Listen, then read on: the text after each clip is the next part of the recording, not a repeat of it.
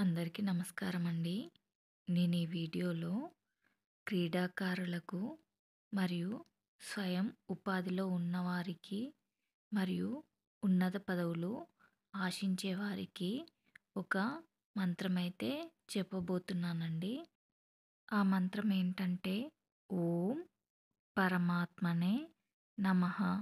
ఈ మంత్రాన్ని రోజుకి 41 సార్లు జపించినట్లయితే మీకు మంచి ఫలితం ఉంటుందండి.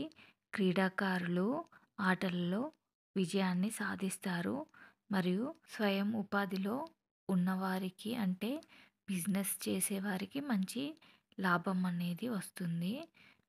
ఉన్నత పదవులు ఆశించేవారు కూడా ఈ మంత్రాన్ని జపించినట్లయితే వారికి అనుకున్న పదవులు అనేవి వస్తాయన్నమాట. సో తప్పకుండా ట్రై చేయండి. Good luck. Thank you for watching.